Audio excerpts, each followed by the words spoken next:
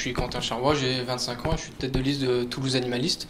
Donc c'est 69 personnes qui se réunissent autour de l'animal pour faire en sorte que notre rapport avec l'animal soit mieux pris en compte. L'animal est complètement oublié, bien sûr les humains aussi sont oubliés, et nous on veut faire en sorte que l'animal soit partie prenante de la ville et que dans les décisions politiques, il y ait l'intérêt de l'animal qui soit pris en compte, donc dans les transports en commun, dans les espaces verts, dans nos assiettes, etc. C'est faire en sorte que l'animal puisse vivre avec l'humain, avec les Toulousains. Le vivre ensemble, il existe déjà. En fait, il y a beaucoup de Toulousains et Toulousaines qui vivent avec des animaux dits de compagnie et ça se passe très bien dans les foyers.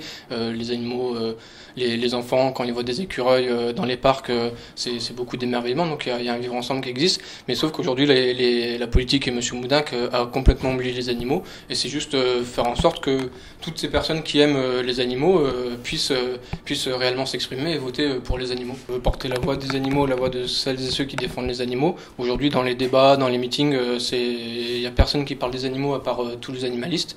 Et en effet, on est porté aujourd'hui à 1%, mais il y a plus de la moitié des Toulousains et Toulousaines qui ne savent pas encore pour qui voter. Tout le monde ne nous connaît pas, donc nous, on souhaite faire en sorte d'atteindre plus de 5% pour être présent au conseil municipal et avoir des animalistes convaincus. Comment parler aux Toulousains quand les débats ne vous invitent pas? Oui, c'est vraiment quelque chose d'antidémocratique, on considère. Donc ce qu'on fait, c'est qu'on va sur le terrain, dans les marchés, dans la rue, au porte-à-porte, et on parle directement avec les Toulousains et Toulousaines. On va aussi dans les débats organisés par les associations de quartier pour porter la voix des animaux et porter une vision de la ville qui prend en compte l'intérêt des Toulousains, des Toulousaines et des animaux. Alors dans votre projet, vous parlez de l'interdiction de la viande issue de l'abattage rituel. Est-ce que vous pouvez nous expliquer cette position? Oui, c'est spécifiquement sur la viande issue tuée sans étourdissement. Donc c'est en l'occurrence rituel, c'est parce qu'on l'a vu avec la vidéo d'L214, c'est une pratique génératrice de souffrance et c'est inutile. Aujourd'hui, c'est tout à fait possible de manger sans tuer des animaux.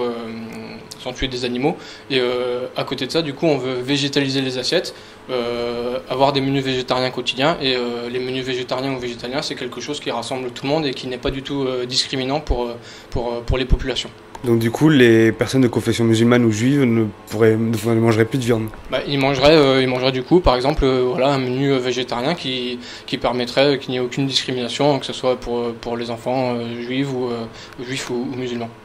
Et alors vous voulez aussi donner des prérogatives à la police municipale notamment au profit des animaux. Est-ce que vous pouvez nous présenter ces quelques mesures qui parcourent votre programme? Oui, c'est la création d'une unité SOS animaux, on peut appeler ça comme ça. Donc c'est faire en sorte que la police municipale soit formée pour lutter contre la maltraitance. C'est créer un numéro d'urgence et aussi un site internet pour que les Toulousains et Toulousaines qui voient des actes de maltraitance puissent appeler le service adéquat et ensuite être redirigés vers la police, les vétérinaires ou les refuges.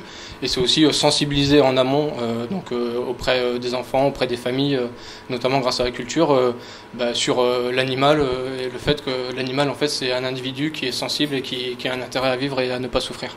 Alors on parle souvent de votre courant comme voulant donner parfois le droit de vote des animaux. C'est totalement une caricature, c'est les gens qui essayent de discréditer un mouvement, le mouvement animaliste, c'est un mouvement qui prend de l'ampleur, certaines personnes en ont peur et ils essayent de nous discréditer. Nous, on ne veut pas donner le droit de vote aux animaux, on veut faire en sorte que leur intérêt soit pris en compte, notamment en prenant en compte l'avis des associations ou des scientifiques et faire en sorte qu'en fait ils puissent avoir une vie digne. Ce sont des êtres sensibles comme vous et moi et ils ont le droit de vivre sans souffrir.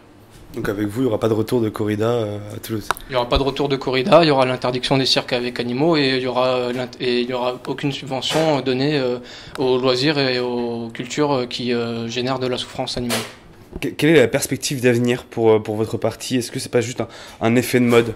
Non, c'est pas du tout un effet de mode comme on pourrait le penser. C'est quelque chose qui est beaucoup ancré dans les foyers, notamment toulousains et toulousaines. C'est quelque chose qui existe depuis longtemps. Ça a été juste oublié en fait par les politiciens. Et c'est pour ça que le parti Limite s'est créé. C'est pour que les personnes puissent donner une voix et dire je vote pour les animaux. Et c'est quelque chose qui va continuer à augmenter parce que notamment chez les jeunes, c'est la prise en compte de la sensibilité des animaux est de plus en plus importante. On se référence surtout sur le fait qu'aujourd'hui, l'économie ne doit pas être au-dessus de l'intérêt de l'individu, que ce soit l'humain ou l'animal.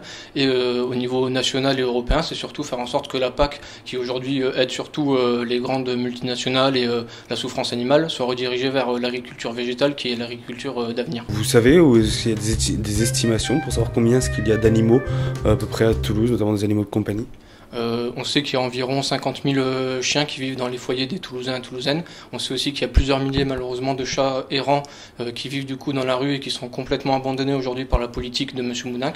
Nous, c'est ce qu'on veut mettre en place, des réelles subventions pour les refuges et aussi la création d'un dispensaire municipal pour aider les personnes en précarité à soigner leurs animaux, notamment les personnes qui vivent dans la rue.